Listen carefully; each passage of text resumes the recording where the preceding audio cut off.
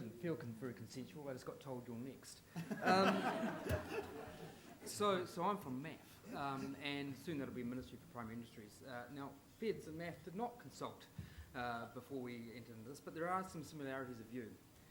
But I think the first thing is just to remind ourselves that we live in a biologically based economy, and water quality matters for all sorts of reasons. It matters for our production base, it matters for our markets, and it matters for our communities. So there's multiple reasons why we might care and should care and do care about water quality issues. The title of today's session has been all about markets, but I've been in and out, and a lot of what I've heard about is not actually about the markets themselves, or it has been a technical issue. It's been about the allocation of emission rights and of quality controls.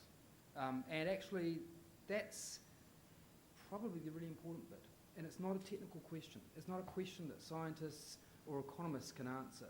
They can help answer it, but at the end of the day, the issue about how much of an emission or pollution that society is willing to put up with for production and for other functions is actually a socio-political issue.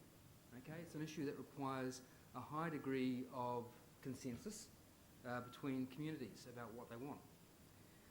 And that community is comprised of a bunch of different interests: rural, urban, industrial, and that's non-agricultural industrial, because in the New Zealand context, agriculture is heavy industry. It's our version of heavy industry. Now, heavy industry does not take place without environmental externalities. You can't pretend they don't happen. You've got to think about how much you're willing to put up with and how you mitigate and manage. And it's actually really important to be clear about that. The other very important stakeholder in the New Zealand context, of course, is iwi. It's a special and different relationship than any other biosphere around the world, I think. So within that context, voluntary compliance will be really, really important, no matter what mechanisms and tools you put in place. And that's the same pretty much for any area of government policy. There's almost nothing that government can do that doesn't require the vast bulk of people to agree, believe, and voluntarily comply with the rules. So if it's a community issue, and voluntary compliance matters, fairness and perceptions of fairness and equity will matter a lot. People want to feel that they are being treated fairly, and therefore they will behave basically because of peer pressure. We see it in the tax system, we see it all over the place with respect to people's behaviours, with respect to their neighbours and expectations. So let's not also suggest that there's not going to be costs from reducing production. There will be, but there's also maybe costs from not managing production, from allowing emissions just to continue. And those costs may be market-based, and it's really actually hard to understand what the nature of that counterfactual would be. We cannot say ex ante that if our markets, for example, and I care about markets, I come from an economics-based agency, that our markets won't sort of start saying, look, you're not clean and green, we can't trust your products are more than just about food safety, they're about a whole bunch of attributes that go with it. So the question that we're asked to reflect on is where to from here. And I have 1 don't and 6 do's. I've lost the very black-hatted approach I had at Treasury. First don't is this: don't leap to tools before you have agreement on the nature of the problems to be resolved. It's really, really important. So building widespread agreement on the nature of the problems is, I think, one of the things that LAWF did exceptionally well before it even turned its mind to, and what might you do about it. So markets, for example, have a really bad rep. I'm not sure about you, but whenever I go to a local school fair or something, there's always somebody there with a petition against pricing of water. There'll be the same people with a petition about increasing the quality of water and making sure we don't waste it. The issue of a market-based instrument is just a tool, and I think it's got a whole bunch of reputations around it that are perhaps undeserved. But the more that you can actually get consensus on the nature of the problems that you need to address, the more likely it is you can have actually a really solid and constructive engagement about how you're going to address those problems. If you start with a tool, you'll end up arguing about that the whole time. So don't leap to the tool before you've agreed on the problem. Do recognise that this is a catchment by catchment issue.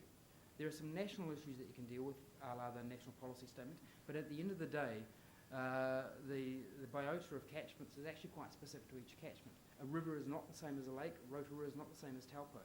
So solutions that you put in place are actually going to be quite location specific. And also, let's not try to pretend that all water bodies will reach the same level of environmental outcome. It's actually not a credible position to take, I think. There will be variances and variables in the extent to which a particular water body compares to another water body. The important thing is to get the kind of, I suppose, the bottom lines of where those limits are agreed. Do recognise that there is actually a trade-off between simplicity and equity. I heard this morning, I think it was Susie, was saying, well, look, no, actually it wasn't Susie, somebody else was saying, look, we know that there is non-point discharges from other sources other than agriculture. We know the urban discharges matter a lot as well. But actually, that's too complicated, so we'll deal with agriculture. I may be paraphrasing, but that's one way of saying it. So that's a very simple way to approach it, and simplicity is exceptionally important. And I look at other schemes such as the emission trading scheme and I think, well, actually simplicity matters a lot. But when the pursuit of simplicity gets in the way of perceived equity, then you come back to that question about perceived fairness, voluntary compliance, and whether the community as a whole will engage. Do pay close attention to the allocation of emission rights, because actually this is all about the allocation of emission rights and what you do with it thereafter. If you get it wrong, there are huge downstream costs. They've found that in Australia. They over-allocated and they've had to go and buy back. So getting the emission rights right is really, really important. Do think about the transition. Transitions matter a lot. There are existing rights, or at least perceived rights. There are quite significant sunk costs. How you make the change from basically no control to an emissions control, and the markets that work within that, is actually a very important step. And it will be, again, critical in getting the community buy-in and the whole community buy-in to the concept of both emissions controls and market-based instruments. Do recognise that quality and quantity are actually linked.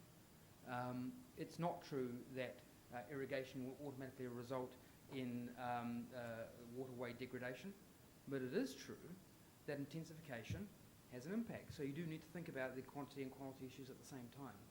And dealing with one and not the other is just going to be a bad news story. And finally, because I think we've only about 4 minutes, do recognise it's a really long-run game. Okay, this is not short-term stuff. We have a very long-term time horizons, whether it's 20, 30, 40, 50 years, and the durability of anything you put in place really matters a lot. So market-based instruments actually rely on credibility of those instruments and people believing that the value of a unit will hold that value tomorrow. So let's not rush into things, make sure we do it once and do it right. Thanks.